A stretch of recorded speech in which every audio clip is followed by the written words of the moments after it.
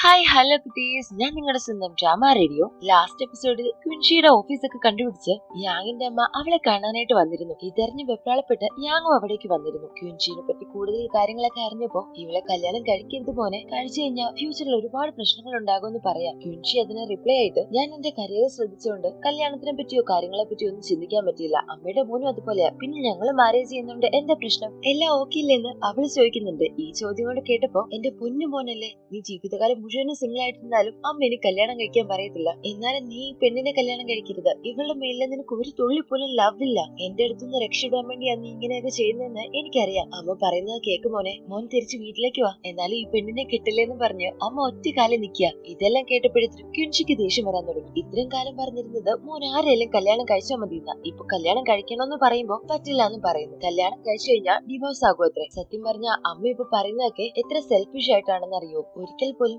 യാങ്ങിന്റെ തീരുമാനത്തിന് റെസ്പെക്ട് ചെയ്യത്തില്ലേ? ശരിക്കും അമ്മ പറയുന്നത് എന്താണെന്നറിയോ? യാങ് മാരേജ് ചെയ്യണം, പക്ഷെ യാങ്ങിന് ഇഷ്ടപ്പെട്ട ആളെ കല്യാണം കഴിക്കാൻ പറ്റില്ല. അമ്മയ്ക്ക് ഇഷ്ടപ്പെട്ട ആളെ വേണം കല്യാണം കഴിക്കാനായിട്ട്. അമ്മയ്ക്ക് മോൻ എന്ത് ചെയ്യുന്നു, എങ്ങനെയാണ് ജീവിക്കുന്നതിനെക്കാട്ടിലും പ്രധാനം മറ്റുള്ളവർ എന്ത് പറയും എന്നത് ഓർത്തിട്ടാ. അതുകൊണ്ടാണ് മാരേജിന് മുമ്പ് തന്നെ ഡിവോഴ്സിന്റെ കാര്യമൊക്കെ പറയുന്നത്. അമ്മ കുറച്ചുകൂടെ യാങ്ങിന്റെ തീരുമാനങ്ങൾക്ക് റെസ്പെക്ട് കൊടുത്താൽ നന്നായിരിക്കും എന്ന് പറയാ. ഇത്രയും കാര്യങ്ങളൊക്കെ പറഞ്ഞപ്പോ സ്വാഭാവികമായിട്ടും അമ്മമാരെ അഹങ്കാരിയാണെന്ന് എഴുതിയിട്ടുള്ളൂല്ലോ. ക്വിൻഷിനെ അതിന് മേലിലാണ് അമ്മ ഇപ്പൊ കരുതിയിരിക്കുന്നത്. നീ എത്രയും പെട്ടെന്ന് എന്നോട് വരണം. ഇവളെ കല്യാണം കഴിച്ചെങ്കിലാണെങ്കിൽ ഞാൻ നിന്നെ നോക്കിക്കോളാം, പക്ഷെ ഇവളെ മാത്രം കെട്ടല്ല മോനെന്ന് പറഞ്ഞാണ് ഹീറോയിൻ അവിടുന്ന് വിളിച്ചോണ്ട് പോകുന്നത്. ഹീറോ അവിടുന്ന് പോകുന്ന സമയത്ത് ക്വിൻഷി ചെരുപ്പിട്ടിട്ടില്ല എന്നുള്ള കാര്യം അവൻ നോട്ട് ചെയ്യുന്നുണ്ട്. അമ്മേനെ വിട്ട ഉടനെ തിരികെ ക്വിൻഷിയുടെ അടുത്ത് വന്ന് കോരി എടുത്തോണ്ടാണ് അവളുടെ ക്യാബിനിലേക്ക് പോകുന്നത്. ആക്ച്വലി അമ്മ വന്ന വെപ്രാളത്തില് ഹൈ ഹീൽസ് ഒക്കെ ഊരിയിട്ടിട്ടാണ് ഓടി വന്നത്. ഹീറോ ഇങ്ങനെ ക്വിൻഷിനെ കോരി എടുത്തോണ്ട് വരുന്നത് ഓഫീസിലുള്ളവര് മൊത്തം വായും പൊളിച്ച് നോക്കി നിൽക്കുക. അയ്യോ, എത്ര റൊമാൻറ്റിക് ആണെങ്കിലേ ക്വിൻഷിയുടെ ഹസ്ബൻഡ്, കണ്ടില്ലേ എത്ര കെയറിംഗ് ആണെന്നൊക്കെ പറഞ്ഞ് അവരെല്ലാം സംസാരിച്ചോണ്ടിരിക്കുക. ശരിക്കും കെയറിംഗ് ആട്ടോ. ക്യാബിനിൽ വന്നിട്ട് ക്വിൻഷിയുടെ കാല് വരെ ക്ലീൻ ആക്കി കൊടുക്കുന്നുണ്ട്. അതിനും വേണം ഒരു യോഗ. ക്വിൻഷിക്ക് ഇതൊക്കെ ശരിക്കും അൺകംഫർട്ടബിൾ ആയിട്ട് ഫീൽ ചെയ്യുന്നുണ്ട്. ഹീറോ പതിയെ ഇന്ന് നടന്ന കാര്യത്തിനെ പറ്റി പറയാൻ തുടങ്ങി. പക്ഷെ ഹീറോ സ്റ്റാർട്ട് ചെയ്യുന്നതിന് മുമ്പ് തന്നെ ക്വിൻഷി കണ്ണുകൊണ്ട് കാണിച്ചിട്ട് പുറകിലും ലിഡായി ഒക്കെ നിപ്പുണ്ടായിരിക്കും എന്നുള്ള സൈൻ കൊടുക്കുന്നുണ്ട്. അതുകൊണ്ട് ഹീറോ ഒന്നും മിണ്ടാതെ, അമ്മ ഇവിടെ വന്ന് വഴക്കുണ്ടാക്കിയതിന് സോറി, ഞാൻ വീട്ടിൽ വന്നിട്ട് നമുക്ക് ഇതിനെപ്പറ്റി സംസാരിക്കാന്ന് പറഞ്ഞ് അവിടുന്ന് പോവാണ്. ഹീറോ അവിടുന്ന് ഇറങ്ങുമ്പോഴും എല്ലാരും അവനെ തന്നെ നോക്കുന്നത്. ലിഡായിക്കാണെങ്കിൽ കൂടുതൽ സംശയമായി. കാരണം അമ്മ വന്നിട്ട് ക്വിൻഷി അവളുടെ വൈഫാണെന്നുള്ള കാര്യം സമ്മതിച്ചതുമില്ല. ഇവരുടെ മാരേജിനെ പറ്റി അമ്മയ്ക്കൊന്നും അറിയത്തുമില്ല. ലിഡായി ഉടനെ ചാനിനെ വിളിച്ചിട്ട്, നീ അമ്മയോട് നിന്റെ കല്യാണം കഴിഞ്ഞ കാര്യം പറയാതിരിക്കണമെങ്കിൽ എന്തൊക്കെയായിരിക്കും റീസൺ എന്ന് ചോദിക്കുക. അതിപ്പോ റീസൺ എന്ന് പറയാൻ ഒന്നെങ്കിൽ എന്റെ മാരേജ് ഫേക്ക് ആയിരിക്കും, അല്ലെങ്കിൽ ഞാൻ എന്റെ ഗേൾ ഫ്രണ്ടിനെ പറ്റിക്കുമായിരിക്കും. അതില് രണ്ടിൽ ഏതെങ്കിലും ആയിരിക്കും എന്ന് പറയാം. ഈ ഒരു റിപ്ലൈ കൂടെ കേട്ടപ്പോ യാങ് സിംഗിൾ ആയിരിക്കുമോ എന്നുള്ള ഡൗട്ടാണ് ലിഡായിക്ക് കൂടുതൽ വരാൻ തുടങ്ങിയത്. കാരണം മാട്രിമോണിയിൽ രജിസ്റ്റേർഡ് ആണ്. അങ്ങനെയായിട്ട് ഹീറോയുടെ വീട്ടിലേക്ക് വന്നിരിക്കുക. അമ്മയ്ക്കാണെങ്കിൽ മോനോട് പതിവില്ലാത്ത സ്നേഹമാണ്. ഒരുപാട് ഫുഡൊക്കെ ഉണ്ടാക്കി കൊടുത്ത് എങ്ങനെയെങ്കിലും തിരിച്ച് വീട്ടിലേക്ക് കയറ്റണം എന്നുള്ള പ്ലാനിലാണ് അമ്മ.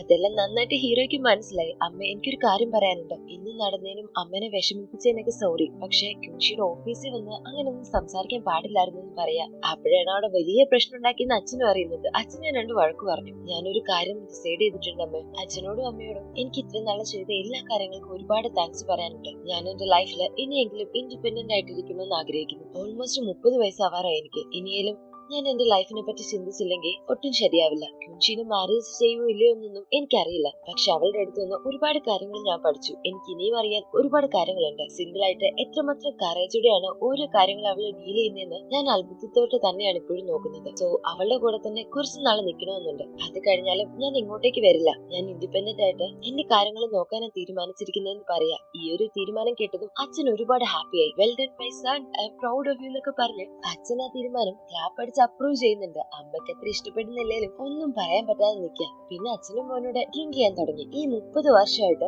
നിന്നെ മാറ്റാനായിട്ട് ഞങ്ങളെ കൊണ്ട് പറ്റിയിട്ടില്ല. എന്നാൽ ഈ 3 ആഴ്ച കൊണ്ട് ക്വിൻഷിക്ക് നിന്റെ അടുത്ത് ഇത്രയും മാറ്റങ്ങളൊക്കെ കൊണ്ടുവരാൻ പറ്റിയെങ്കിൽ അവളുടെ അടുത്ത് എന്തോ സ്പെഷ്യൽ ആയിട്ടുണ്ട്. നീ എന്തായാലും കുറച്ചു നാളും കൂടെ ക്വിൻഷിയുടെ ഒപ്പം താമസിക്കുന്നത് തന്നെയായിരിക്കും നല്ലതെന്ന് എന്റെ അഭിപ്രായം എന്ന് പറയാം. ഹീറോയ്ക്കും അത് കേട്ടപ്പോ ശരിയാണെന്ന് തോന്നി. അച്ഛനുമായിട്ട് ഡ്രിങ്കിങ് ഒക്കെ കഴിഞ്ഞ് ഹീറോ നേരെ വീട്ടിലേക്ക് വന്നിരിക്കുക. നന്നായിട്ട് ഡ്രിങ്ക് ചെയ്ത് ആടി വരുന്നെങ്കിലും വന്ന ഉടനെ ക്വിൻഷിനെ നിലത്ത് കിടക്കുന്ന ഇട്ടിരിക്കുന്ന ചെരുപ്പൊക്കെ വളരെ റെസ്പോൺസിബിലിറ്റിയോട് കൂടി തന്നെ എടുത്ത് വൃത്തിയാക്കി അടുക്കി പെറുക്കി വെച്ചിട്ടാണ് അകത്തേക്ക് കയറി വരുന്നത്. ക്വിൻഷി ഓൾറെഡി ഇവന്റെ അടുത്ത് സംസാരിക്കാനായിട്ട് വെയിറ്റ് ചെയ്ത് നിൽക്കുക. ഹീറോയുടെ ആട്ടോ ഒക്കെ കണ്ടപ്പോഴേ മനസ്സിലായി ഡ്രിങ്ക് ചെയ്തിട്ടുണ്ടെന്ന്. അത് ചോദിച്ചാൽ ഹീറോ സമ്മതിക്കുകയും ചെയ്തു. അതെ, എനിക്കൊരു കാര്യം സംസാരിക്കാനുണ്ടായിരുന്നു, ഇപ്പൊ സംസാരിക്കാൻ പറ്റുമോ എന്ന് ചോദിച്ച് ടേബിളെ പിടിച്ചെടുത്തിരിക്കുക. അത് പിന്നെ എനിക്ക് ഒരു ഹെൽപ്പ് വേണമായിരുന്നു. എന്റെ ഓഫീസിൽ ഒരു പാർട്ടി ഉണ്ട്, ആ ഒരൊറ്റ പാർട്ടിക്കും കൂടെ വരാവോ? ഇനി ഞാൻ ഒരിക്കലും ഹെൽപ്പ് ചോദിക്കത്തില്ല, എന്തായാലും ഇനി ഞാൻ ഡിസ്റ്റർബ് ചെയ്യില്ല, എന്തേലും ഒന്ന് പറയാന്ന് പറഞ്ഞു നോക്കിയാ ഹീറോ ഓൾറെഡി ഫ്ലാറ്റ് ആയിട്ടുണ്ടായിരുന്നു. നീ എന്തെങ്കിലും കേൾക്കുന്നുണ്ടോ ഞാനെന്ന് ചോദിച്ചാ ഉണ്ടല്ലോ, നന്നായിട്ട് കേൾക്കുന്നുണ്ട്. ഇതിന് ഞാൻ റിപ്ലൈ തരണമെങ്കിൽ ഞാൻ ചോദിക്കുന്ന ഒരു ക്വസ്റ്റിന് നീ റിപ്ലൈ തരണം, അത് ഓക്കെ ആണോ എന്ന് ചോദിച്ചാൽ നേരെ എഴുന്നേറ്റ് ക്വിൻഷിയുടെ ഫ്രണ്ടിൽ വന്ന് ഷർട്ടിന്റെ ബട്ടൺസ് ഊരുക. ക്വിൻഷി ഒരു നിമിഷം ടെൻഷൻ ആയിപ്പോയി. എന്താണ് ഹീറോ ചോദിക്കാൻ പോകുന്നതെന്ന് കരുതി. ആക്ച്വലി ഹീറോ ചോദിക്കുന്നത്, നിങ്ങളുടെ കമ്പനി ആ ഒരു സ്റ്റോക്ക് മാർക്കറ്റിൽ ഇൻവെസ്റ്റ് ചെയ്തിട്ടുണ്ടല്ലേ, അതുകൊണ്ടല്ലേ ഇതിനെപ്പറ്റി ബാക്കി ആരോടും പറയരുത് എന്ന് എന്നോട് പറഞ്ഞത്? ശരിക്കും അതാണോ കാരണമെന്ന് ചോദിക്കുക. എന്നിട്ട് റിപ്ലൈ ഒന്നും കേൾക്കാതെ നേരെ കുളിക്കാനായിട്ട് പോയി. അതിനായിരുന്നു ഷർട്ടിന്റെ ബട്ടൺസ് ഊരിയത്. ഇവിടെ വീട്ടില് അമ്മയ്ക്കാണെങ്കിൽ ഒരു സമാധാനവും ഇല്ല. അച്ഛന്റെ അടുത്ത് സംസാരിച്ച അച്ഛനാണെങ്കിൽ ഇപ്പൊ ഹീറോ എടുത്ത തീരുമാനമാണ് റൈറ്റ് എന്ന് പറഞ്ഞ് പെണങ്ങി വന്ന് ഹാളിൽ കിടത്ത് പൊതുപ്പൊക്കെ കൊണ്ടുപോയി കൊടുത്ത് അമ്മ സമാധാനിപ്പിക്കുന്നുണ്ട്. ഇവിടെ ഹീറോ ആണെങ്കിൽ കുളിയൊക്കെ കഴിഞ്ഞ് ഹീറോയിനെ നോക്കി ഇങ്ങനെ ഇരിക്കുക. ക്വിൻഷി, ഇപ്പൊ തന്നെ ഒരുപാട് ലേറ്റ് നൈറ്റ് ആയി, ഇനിയും ഉറങ്ങാതിരുന്നു കഴിഞ്ഞാൽ നിന്റെ സോളിനോടും ബോഡിയോടും ചെയ്യുന്ന തെറ്റായിരിക്കും. ബോഡിക്കും സോളിനും നമ്മൾ കൊടുക്കേണ്ട ഏറ്റവും ബെസ്റ്റ് ആയിട്ടുള്ള ട്രീറ്റ്മെന്റ് ഉറക്കവാ, അതുകൊണ്ട് വാന്ന് പറഞ്ഞ് അവളെ തള്ളി പിടിച്ചോണ്ട് റൂമിലേക്ക് കൊണ്ടുവന്നിരുത്തി. ഇരുത്തി കഴിഞ്ഞപ്പോ എന്തു പറ്റിയെന്നറിയില്ല, ഹാങ് ഓവറിലാണോ അതോ മനസ്സിൽ നിന്ന് ഓട്ടോമാറ്റിക്കലി വന്നതാണോന്ന് അറിയില്ല. അഴകെന്ന് പറഞ്ഞാൽ നീയാണ്, നിന്റെ സൗന്ദര്യത്തിനെ ബീറ്റ് ചെയ്യാനായിട്ട് ആരും തന്നെ ഇല്ല. നിന്നെ ഞാൻ ആദ്യം കണ്ട സമയത്ത് ദൈവത്തിന് സംഭവിച്ച മിറാക്കിൾ ആണെന്ന് ഓർത്തുപോയി. When I first met you, I thought you are the definition of beauty. At this miracle by our Creator, the night is dark and the doors are foaming. The fallen petals stuck like a thorn. Good night, my lady. എന്നെല്ലാം പറഞ്ഞിട്ടാണ് hero അവിടുന്ന് പോകുന്നത്. ഹീറോയുടെ ഈ ഡയലോഗും കവിതയൊക്കെ കേട്ടപ്പോ ക്വിൻഷിക്ക് ചിരി അടക്കാൻ പറ്റുന്നില്ല. എങ്ങനെ ചിരിക്കാതിരിക്കാനാ? ഹീറോ പെട്ടെന്ന് ഇങ്ങനെയൊക്കെ സംസാരിക്കുന്ന ആരും പ്രതീക്ഷിക്കുന്നില്ലല്ലോ. Next day morning hang over മാറാനായിട്ട് ക്വിൻഷി ഒരു ജ്യൂസ് ഒക്കെ ഉണ്ടാക്കി കൊടുക്കുന്നുണ്ട്. ആ ജ്യൂസ് കുടിച്ചപ്പോ ഇല്ലാത്ത അസുഖം കൂടെ വരും എന്നുള്ള എക്സ്പ്രഷൻ ആയിരുന്നു ഹീറോയുടെ മുഖത്ത്. അതെ, ഞാൻ ഇന്നലെ ഒരു കാര്യം ചോദിച്ചിരുന്നു, അതിന് റിപ്ലൈ ഒന്നും തന്നില്ലല്ലോ എന്ന് ക്വിൻഷി ചോദിച്ചാ ഹീറോ, ഞാൻ വേറൊരു ക്വസ്റ്റ്യൻ ചോദിച്ചായിരുന്നു, അതിന് റിപ്ലൈ ഒന്നും കിട്ടിയില്ല എന്ന് പറയാ. ശരിക്കും ആ ഒരു കമ്പനിയെ പറ്റി ആരോടും പറയണ്ടെന്ന് പറഞ്ഞത് നിന്റെ കമ്പനിയിലുള്ളവരെ ഇതിൽ ഇൻവെസ്റ്റ് ചെയ്തതുകൊണ്ടല്ലേ? ഗുഡ്ലോവരായിട്ടുള്ളവരെല്ലാം ആളുകളുടെ എല്ലാം സുരക്ഷയ്ക്ക് വേണ്ടി ചിന്തിക്കുന്നവരായിരിക്കണ്ടേ? അപ്പൊ പിന്നെ എന്തുകൊണ്ടാണ് ഈ കാര്യം പുറത്തു പറയരുതെന്ന് പറഞ്ഞത്? അത് കമ്പനിയിലുള്ളവർക്ക് വേണ്ടിയല്ലേ ചോദിക്കാം. ഹീറോയിനും ഇതെല്ലാം കേട്ടിട്ട്, ഞാൻ വർക്ക് ചെയ്യുന്നത് എന്റെ കമ്പനിക്ക് വേണ്ടിയാ, അപ്പൊ ഞാൻ എന്റെ കമ്പനിയുടെ സുരക്ഷയല്ലേ കൂടുതൽ നോക്കേണ്ടത്? പിന്നെ സ്റ്റോക്ക് മാർക്കറ്റിൽ ഇൻവെസ്റ്റ് ചെയ്യുന്ന എല്ലാവർക്കും തന്നെ അറിയാം ഇത് റിസ്ക് പിടിച്ചതാണെന്ന്. എന്നിട്ടും അതിൽ ഇൻവെസ്റ്റ് ചെയ്യുന്നുണ്ടെങ്കിൽ അത് അവരുടെ തന്നെ റെസ്പോൺസിബിലിറ്റി അല്ലേ? എന്തുകൊണ്ടാ നീ ഇൻവെസ്റ്റ് ചെയ്യാതെ ഒരു അഡ്വൈസർ മാത്രമായിട്ട് ഇരിക്കുന്നത്? ഇതിൽ റിസ്ക് കൂടുതലായതുകൊണ്ടല്ലേ ചോദിക്കാം. ഹീറോ അത് കേട്ടതും അവനൊരു കമ്പനിയിൽ വർക്ക് ചെയ്യുന്ന കാര്യം ഓർത്തു നോക്കുന്നുണ്ട്. പെട്ടെന്നൊരു ലോസ് വരുന്നതും അവന് ഒരുപാട് നഷ്ടം ഉണ്ടാകുന്ന കാര്യമൊക്കെ ഓർത്തു നോക്കിയിട്ട് നീ പറഞ്ഞത് ശരിയാന്ന് ക്വിൻഷിയോട് പറയാം. ഹീറോ ചോദിച്ചതിന് മറുപടി കിട്ടിയതുകൊണ്ട് ക്വിൻഷിയോടെ അന്നാ പാർട്ടിക്ക് പോവാണ്. ക്വിൻഷിനെയും ഹീറോനെയും വെയിറ്റ് ചെയ്ത് ബോസ് അവിടെ നിൽപ്പുണ്ടായിരുന്നു. ഹീറോയുടെ ഫേസ് ഡൾ ആയിട്ടിരിക്കുന്ന കണ്ടിട്ട് ബോസിന്റെ ഹസ്ബൻഡ് എന്തു പറ്റിയെന്ന് ചോദിക്കുന്നുണ്ട്. ക്വിൻഷി അതിന് റിപ്ലൈ ആയിട്ട്, ഇന്നലെ ഒരുപാട് ഡ്രിങ്ക് ചെയ്തു, അതുകൊണ്ട് ഫേസ് ഇത്രയും ഡൾ ആയിട്ടിരിക്കുന്നത്, വേറെ ഒന്നുമില്ല, നമുക്ക് പാർട്ടി സ്റ്റാർട്ട് ചെയ്താലും ചോദിക്കാം. ഉടനെ ഹസ്ബൻഡും അതൊരു സ്ട്രോങ് ടീ കുടിച്ചു കഴിഞ്ഞാൽ എല്ലാം റെഡി ആവാനേ ഉള്ളൂ വാന്ന് പറഞ്ഞ് ഹീറോയെ വിളിച്ചോണ്ട് പോയി ഒരു കോഫി ഒഴിച്ചു കൊടുക്കുകയാണ്. എന്നാൽ ഹീറോ എടുക്കുന്നതിന് മുമ്പ് തന്നെ അത് ലിഡായി വന്ന് എടുത്തു കുടിച്ചിട്ട്, ആഹാ, ഇത് കുറച്ച് സ്പെഷ്യൽ ടീ പൗഡർ ആണെന്ന് തോന്നുന്നു, എന്താണേലും കൊള്ളാന്ന് പറയാ. ബോസ് ഉടനെ ഇതുകൊണ്ടാണ് നിന്നെ എക്സ്പേർട്ട് എന്ന് വിളിക്കുന്നത്, എല്ലാ കാര്യങ്ങളും പെട്ടെന്ന് തന്നെ കണ്ടുപിടിക്കുന്നു. ഇവരിങ്ങനെ സംസാരിച്ചോണ്ടിരിക്കുന്ന സമയത്ത് ബോസിന്റെ ഹസ്ബൻഡിന്റെ അടുത്ത് നിൽക്കുന്ന ഒരാള് ഹീറോ ഏത് കമ്പനിയിലെ വർക്ക് ചെയ്യുന്നതെന്ന് ചോദിക്കുക. ഇതിനെന്താ റിപ്ലൈ കൊടുക്കേണ്ടതെന്ന് അറിയാതെ നിൽക്കുകയാണ് ഹീറോ. ഉടനെ ഹീറോയിൻ, എന്താ സാർ, ഞാൻ നിങ്ങളുടെ കമ്പനിയിൽ വർക്ക് ചെയ്യുന്ന പോരാഞ്ഞിട്ട് എന്റെ ഹസ്ബൻഡിനെ വിളിക്കാനാണോ? ഞങ്ങൾ ഇങ്ങനെയൊക്കെ ജീവിച്ചു പൊക്കോട്ടെ എന്ന് പറഞ്ഞ് ആ ടോപ്പിക്ക് മാറ്റാനായിട്ട് നോക്കുന്നുണ്ട്. പക്ഷെ ലിഡായി സമ്മതിക്കുന്നില്ല. നീ എന്തിനൊക്കെ ഇങ്ങനെയൊക്കെ ചിന്തിക്കുന്നത്? നിന്റെ ഹസ്ബൻഡ് നിന്റെ കൂടെ വർക്ക് ചെയ്യുകയാണെങ്കിൽ നിങ്ങൾക്ക് ഒരുമിച്ച് നിൽക്കാലോ. ഇപ്പൊ ഇങ്ങനെ രണ്ടുപേരും രണ്ട് സ്ഥലത്ത് നിൽക്കുന്നതൊക്കെ അവോയ്ഡ് ചെയ്യത്തില്ലെന്ന് ചോദിക്കാം. അതൊന്നും കുഴപ്പമില്ല, ഞങ്ങൾ ഇങ്ങനെ തന്നെ കംഫർട്ട് ആണെന്നൊക്കെ പറഞ്ഞ് അവളെ വിഷയം മാറ്റാൻ നോക്കുന്നുണ്ട്. കുറച്ച് കഴിഞ്ഞപ്പോ പാർട്ടിയൊക്കെ സ്റ്റാർട്ട് ചെയ്തു. എല്ലാരും ഒരുമിച്ച് വന്ന് നിൽക്കുകയാണ്. ക്വിൻഷി ടേബിളിൽ വന്നതേ ഹീറോനെ സൈൻ കാണിച്ച് ഡ്രിങ്ക് ചെയ്യരുതെന്ന് വാൺ ചെയ്യുന്നുണ്ട്. ലഞ്ച് കഴിക്കുന്നതിന് മുമ്പായിട്ട് ബോസിന്റെ ഹസ്ബൻഡ് ഒരു സ്പീച്ച് കൊടുക്കാൻ തുടങ്ങി. ഈ ഒരു കമ്പനി സ്റ്റാർട്ട് ചെയ്തപ്പോ 3 സ്റ്റാഫ് മാത്രമേ ഉള്ളൂ. ഇപ്പൊ ഇത്രയും വലിയൊരു സ്ഥാപനം ആകണമെങ്കിൽ അതിന് കാരണക്കാര് നിങ്ങളൊക്കെ തന്നെയാണ്. ഈ ഒരു കമ്പനിയുടെ നെടുന്തൂണെന്ന് പറയുന്നത് ഇവിടുത്തെ സ്റ്റാഫുകളാണ്. നമ്മുടെ കമ്പനിയിൽ ഒരു VIP സെക്ഷൻ ഉണ്ട്, അവിടേക്ക് പുതിയൊരാളും കൂടെ സെലക്ട് ആയിരിക്കുകയാണെന്ന് പറയാം. ആക്ച്വലി അത് ഹീറോയിൻ അല്ല. ആ ഒരു കാര്യം ലിഡായി പതിയെ കുത്തി പറയുന്നുണ്ട്. എന്താ ക്യൂൻഷി, നമ്മൾ രണ്ടും ഇപ്പൊ ഒരേപോലെ ആയല്ലേ? നീ ഒരു പൊസിഷനിലേക്ക് വരാൻ വേണ്ടിയല്ലായിരുന്നോ ഇത്രയും കഷ്ടപ്പെട്ടത്? പക്ഷെ എല്ലാം വെറുതെ ആയില്ലേ? നമ്മളെന്തായാലും ഇപ്പൊ ഒരുപോലെയാണെന്ന് പറയാ. ഈ ഒരുപോലെ എന്ന് കേട്ടതും ക്യൂൻഷിയും നീയും ഒരുപോലെ ആവില്ല എന്ന് പറഞ്ഞിട്ടാ ഹീറോ അവിടുന്ന് പോകുന്നത്. കുറച്ചു നേരം കഴിഞ്ഞപ്പോ കുറെ ബിസിനസ്മാനുമായിട്ട് സംസാരിക്കാനിരിക്കുകയാണ് ക്യൂൻഷി. ക്യൂൻഷിക്ക് ശരിക്കും ബോറടിക്കുന്നുണ്ട്. ക്യൂൻഷിനെ പോലെ തന്നെ ഒരുപാട് ലേഡീസിന്റെ അടുത്ത് പെട്ടിരിക്കുകയാണ് ഹീറോയും. ആ ബിസിനസ്മാനിൽ ഒരാള് ക്യൂൻഷി എടുത്ത് ചോദിക്കാൻ തുടങ്ങി. സാധാരണഗതിയിൽ സ്ത്രീകളെല്ലാം അവരുടെ ഫാമിലിക്ക് ഇമ്പോർട്ടൻസ് കൊടുക്കുന്നത്, കരിയറിൽ അത്ര ഫോക്കസ് ചെയ്യാറില്ല.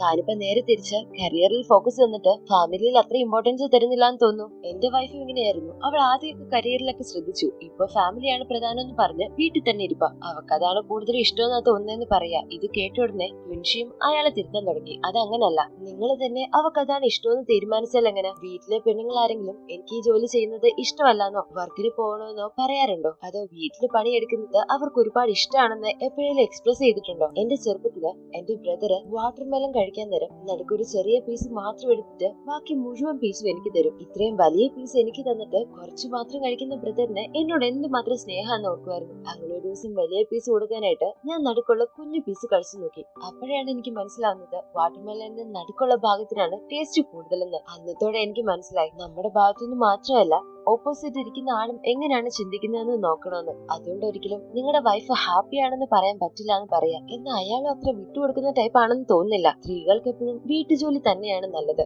അവർക്ക് കരിയർ ആണോ ഫാമിലി ആണോ എന്ന് നോക്കിയാ ഫാമിലി തന്നെയല്ലേ അവർ ചൂസ് ചെയ്യാറുള്ളൂ എന്ന് ചോദിക്കുക. ഉടനെ ഹീറോയിനും കുറച്ച് ക്വസ്റ്റ്യൻസ് ചോദിക്കാൻ തുടങ്ങി. നിങ്ങളുടെ മകൾക്ക് അബ്രോഡ് പഠിക്കാൻ പോകണം. പോകുമ്പോ നിങ്ങൾ കൂടെ പോയില്ല എങ്കിൽ വൈഫ് ഡിവോഴ്സ് ചെയ്യുമെന്ന് പറയുക. അടുത്ത ആളുടെ അടുത്ത് ഗേൾ ഫ്രണ്ടിന് കരിയർ ആണ് ഇമ്പോർട്ടന്റ്, ഫാമിലി പറ്റില്ല എന്ന് പറയാൻ. ഫാമിലി വേണമെന്ന് പറഞ്ഞാൽ നിങ്ങളുടെ അടുത്തുനിന്ന് പോകുമെന്നും പറഞ്ഞു. നിങ്ങൾ ഏതായിരിക്കും ചൂസ് ചെയ്യുക? ഓക്കെ, ഞാൻ വർക്ക് ചെയ്യാം. ഫാമിലിയിലെ കുട്ടികളെ നന്നായിട്ട് നോക്കാനായിട്ട് ഹസ്ബൻഡിന്റെ അടുത്ത് പറഞ്ഞാൽ നിങ്ങൾ ഏതായിരിക്കും ചൂസ് ചെയ്യാന്ന് ചോദിക്കുക. എല്ലാവർക്കും ചൂസ് ചെയ്യാനായിട്ട് ഒരുപാട് ചോയ്സുകൾ ഉണ്ട്. എന്നാൽ മിക്ക സ്ത്രീകൾക്കും ആ ചോയ്സുകൾ തന്നെ ഹൈഡ് ചെയ്യപ്പെട്ടിരിക്കുന്നു എന്നുള്ളതാണ് സത്യം. അതുകൊണ്ട് നിങ്ങളുടെയൊക്കെ വൈഫ് ഹാപ്പി ആണോ എന്നുള്ളത് ഒന്ന് ചെക്ക് ചെയ്യുന്നത് നന്നായിരിക്കും എന്ന് പറയാം. ഹീറോയിൻ ഇങ്ങനെയൊക്കെ സംസാരിക്കുന്ന കേട്ടിട്ട് ക്വിൻഷി ഒരു ഫെമിനിസ്റ്റ് ആണെന്ന് തോന്നുന്നു. ആണുങ്ങളോട് ഭയങ്കര എതിർപ്പാണെന്ന് തോന്നുന്നല്ലോ. അതാണ് ഇങ്ങനെയൊക്കെ സംസാരിക്കുന്നതെന്ന് ചോദിക്കുക. അയ്യോ, സംസാരിച്ച് ലിമിറ്റ് വിട്ടു എന്നുള്ള രീതിയിൽ ക്വിൻഷി അവിടെ വാടിച്ച് നിൽക്കുന്ന ടൈമില് ഹീറോ വന്ന് ഹെൽപ്പ് ചെയ്യുന്നുണ്ട്. അവൾ ഒരിക്കലും അങ്ങനല്ല ഉദ്ദേശിച്ചത്. അവൾ ആണുങ്ങൾക്കും അതേപോലെ തന്നെ റെസ്പെക്ട് തരുന്നുണ്ട്. അവൾ അവളുടെ ജോലിനെ ഒരുപാട് ഇഷ്ടപ്പെടുന്നു. ആണുങ്ങൾക്ക് ഇന്ന ജോലി, പെണ്ണുങ്ങൾക്ക് ഇന്ന ജോലി എന്നൊന്നുമില്ല.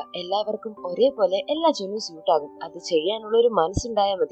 ഇവക്ക് വേണ്ടി എന്റെ വർക്ക് വരെ കളഞ്ഞ് ഫാമിലി നോക്കണമെന്ന് പറഞ്ഞാൽ ഞാൻ അതിനും റെഡിയാണ്. കാരണം അതൊരിക്കലും ഒരു ഗേളിന്റെ മാത്രം ചോയ്സ് അല്ല എന്ന് പറയാം. ഇംപ്രസീവ് ആയിട്ടുള്ള മറുപടി അല്ലേ? ശരിക്കും എല്ലാ ആണുങ്ങളും ഇതേപോലൊക്കെ ചിന്തിച്ചു തുടങ്ങണം. നമ്മുടെ നടക്ക് ഒരുപാട് വളരാനുണ്ട്. ഇപ്പോഴും പെണ്ണുങ്ങൾ മാത്രമാണ് അടുക്കളയിൽ കയറേണ്ടെന്നുള്ള കോൺസെപ്റ്റിൽ നിൽക്കുക. കമ്പാരിറ്റീവ്ലി മാറ്റം ഉണ്ടല്ലേ? അങ്ങനെ ഹീറോയുടെ മറുപടിയൊക്കെ കേട്ടിട്ട് നിന്റെ ഒപ്പീനിയൻ ഒക്കെ കൊള്ളാന്ന് പറഞ്ഞ് അവരെല്ലാരും ലഞ്ച് കഴിക്കാനായിട്ട് പോവാ. അവിടെ കഴിക്കാനിരിക്കുന്ന സമയത്ത് ഹീറോയ്ക്ക് ഒരു കോള് വരുന്നുണ്ട്. അത് അറ്റൻഡ് ചെയ്ത് നോക്കിയാൽ ലിഡായി ആയിരുന്നു. അപ്പുറത്തൊരു റൂമിൽ നിന്നും അവളാണ് വിളിച്ചോണ്ടിരുന്നത്. ഞാനൊരു ഡൗട്ട് ചോദിക്കാനായിട്ട് വിളിച്ചതാ. എന്തിനു വേണ്ടിയാണ് മാരേജ് കഴിഞ്ഞിട്ടും മാട്രിമോണിയിൽ രജിസ്റ്റർ ചെയ്തേക്കുന്നത് എന്നുള്ളൊരു ഡൗട്ട്. അന്ന് എന്നെ മീറ്റ് ചെയ്യാനാണ് നിങ്ങൾ അവിടേക്ക് വന്നത്. ഈ കാര്യം പറയണമെങ്കിൽ എന്നെ വന്ന് തനിയെ മീറ്റ് ചെയ്യാൻ പറയാ. ഹീറോയോടനെ ലിഡായുടെ അടുത്തേക്ക് പോവാണ്. ലിഡായ്ക്ക് ഓൾറെഡി ഒരുപാട് സംശയങ്ങൾ ഉള്ളതുകൊണ്ട് ഓരോന്നായിട്ട് ചോദിക്കാനായിട്ട് തുടങ്ങി. ആദ്യമേ ഹീറോ ഇതൊന്നും പറയാൻ പറ്റില്ല എന്നാ പറയുന്നത്. എന്നാൽ ലിഡായി വിടുന്ന ലക്ഷണമില്ല. നിങ്ങൾ എന്താ അമ്മയ്ക്കറിയാതെയാണോ മാരേജ് ചെയ്തത്? അതും ഇത്രയും വർഷമൊക്കെ ഹൈഡ് ചെയ്ത്? എന്തായാലും ഇതിനെപ്പറ്റി ഒന്നും അമ്മയ്ക്കൊരു ധാരണയില്ലല്ലോ എന്ന് ചോദിക്കുക. ഹീറോയുടെ വായിൽ നിന്നും എന്തെങ്കിലും വീഴുന്നുണ്ടോ എന്ന് നോക്കി റെക്കോർഡർ ഓണാക്കി നിൽക്കുകയാണ് ലിഡായി. അവിടേക്ക് കറക്റ്റ് ക്വിൻഷി വരുന്നുണ്ട്. എന്താ ലിഡായി മറ്റൊരാളുടെ ഹസ്ബൻഡിന്റെ അടുത്ത് സംസാരിച്ചുകൊണ്ടിരിക്കുന്നത്? എന്താ തട്ടിയെടുക്കാൻ തോന്നുന്നുണ്ടോ എന്ന് ചോദിച്ച് അവൾ സംസാരിച്ചുകൊണ്ടിരുന്നത് ബ്ലോക്ക് ചെയ്യാൻ നോക്കുന്നുണ്ട്. കറക്റ്റ് അവിടേക്ക് ബോസ് വരികയാണ്. ബോസ്, നിങ്ങൾക്കറിയാവോ ഇവർ രണ്ടുപേരുടെ മാരേജ് കഴിഞ്ഞ കാര്യം ഇതുവരെ യാങ്ങിന്റെ അമ്മയ്ക്ക് അറിയില്ലെന്ന്. അത് മാത്രമല്ല, അന്ന് അവിടെ നടക്കുന്ന പാർട്ടിയില് ക്വിൻഷിനെ കാണാനല്ല യാങ് വന്നത്, എന്നെ കാണാനാണ്. അല്ലെന്ന് യാങ്ങിന് പറയാൻ പറ്റുമെന്ന് ചോദിക്കുക. ആ ഒരു സിറ്റുവേഷൻ മനസ്സിലാക്കി ക്വിൻഷി ഉടനെ ഇതെല്ലാം അമ്മ ചെയ്ത പണിയായിരിക്കൂലെ? എന്റെയോ അമ്മയുടെ ഇടയ്ക്ക് ഒരുപാട് പ്രശ്നം ഉണ്ടെങ്കിലും അമ്മ ഇപ്രാവശ്യം ഇത്രയും ചിന്തിക്കുമെന്ന് ഞാൻ കരുതിയില്ല.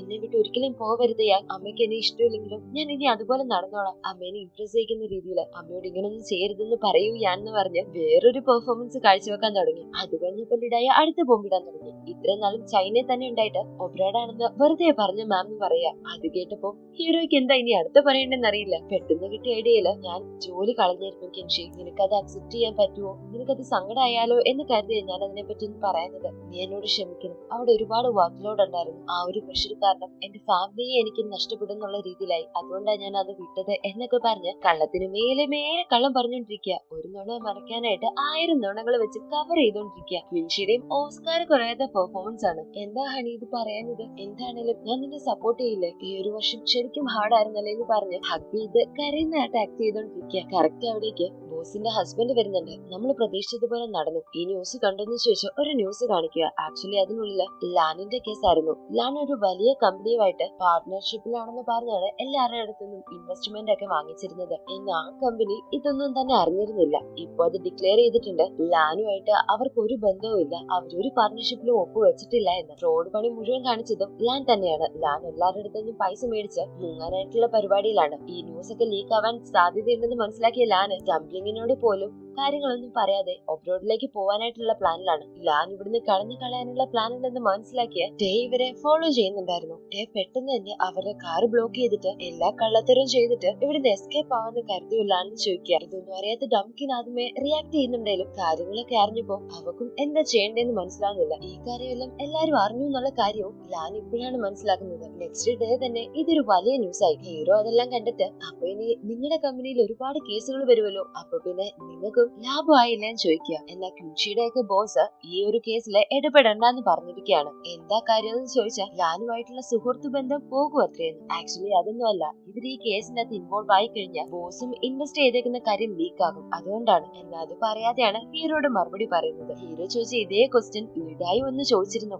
ലാനുമായിട്ട് ഫ്രണ്ട്ഷിപ്പ് മെയിൻറ്റെയിൻ ചെയ്യാനായിട്ട് അവരത്ര നല്ലവരല്ലല്ലോ, ഇതിനകത്ത് വേറെ എന്തോ ഉണ്ടല്ലോ എന്ന്. അങ്ങനെ ഡിന്നറൊക്കെ കഴിഞ്ഞ് രണ്ടുപേരും സംസാരിച്ചുകൊണ്ടിരിക്കുന്ന സമയത്ത് എന്തായാലും നിന്റെ ജോലി പോയിന്ന് പറഞ്ഞത് നന്നായി, അതുകൊണ്ട് നീ ഇവിടെ തന്നെ ഇരിക്കാലോ, വേറെ ആരുടെടുത്തും ഒരു കാര്യം പറയേണ്ട കാര്യമില്ല. ജോലി പോയതുകൊണ്ടാണ് വീട്ടിൽ തന്നെ എന്ന് പറഞ്ഞാൽ മതിയല്ലോ. എല്ലാം പ്ലാൻ ചെയ്ത പോലെ നടക്കുന്നത് ഒരു കാര്യം ഒഴിച്ച്. ഞാൻ പറഞ്ഞിരുന്നത് നമുക്ക് 2.5 വയസ്സുള്ള ഒരു കുട്ടി ഉണ്ടെന്നാ. കുട്ടി നിന്റെ സിസ്റ്ററിന്റെ കൂടെയാണ് പുറത്ത് നിൽക്കുന്നത് എന്നും ആ ഒരു കാര്യം മാത്രം ഉണ്ടെന്ന് പറയാ. ഹീറോ ഉടനെ കുട്ടി ഉണ്ടാക്കാനൊന്നും എനിക്ക് ഹെൽപ്പ് ചെയ്യാൻ പറ്റില്ല കേട്ടോ എന്ന് പറയാ. അയ്യടാ, ഒരു ഹെൽപ്പും വേണ്ട കേട്ടോ, ഈ കാര്യം മറക്കാതിരുന്നാ മതി. സിസ്റ്ററിന്റെ പേര് ഹെലൻ എന്നാ. ഇല്ലാത്ത സിസ്റ്ററിനെ വരെ ഉണ്ടാക്കി പറഞ്ഞിട്ടുണ്ട് ഹീറോ ഇതെല്ലാം കേട്ടിട്ട് സത്യം പറഞ്ഞ നീ ഈ ലോയർ പണിയൊക്കെ നിർത്തിയിട്ട് ഒരു തിരക്കഥ എഴുതാൻ പോയെങ്കിൽ കുറച്ചുകൂടെ നന്നായിട്ട് റീച്ച് ആയേനെ. എന്തൊക്കെ രീതിയിലാണ് കഥ എഴുതി വെച്ചേക്കുന്നത്, ഇത് നിനക്ക് നല്ല ഫ്യൂച്ചർ ഉണ്ടെന്നൊക്കെ പറഞ്ഞ് രണ്ടുപേരും അങ്ങനെ കളിച്ച് ചിരിച്ചിരുന്ന് അവരുടെ നൈറ്റ് അങ്ങനെ സ്പെൻഡ് ചെയ്യാണ്. അതോടെ ഈ എപ്പിസോഡ് കഴിഞ്ഞു. അടുത്ത എപ്പിസോഡൊക്കെ മറക്കാതെ കാണാനായിട്ട് ചാനൽ മറക്കാതെ സബ്സ്ക്രൈബ് ചെയ്യണം. വീഡിയോ ഇഷ്ടപ്പെട്ടെങ്കിൽ ലൈക്ക് ചെയ്യുക, ഷെയർ ചെയ്യുക. Okay, by. നെക്സ്റ്റ് വീഡിയോയിൽ കാണാം.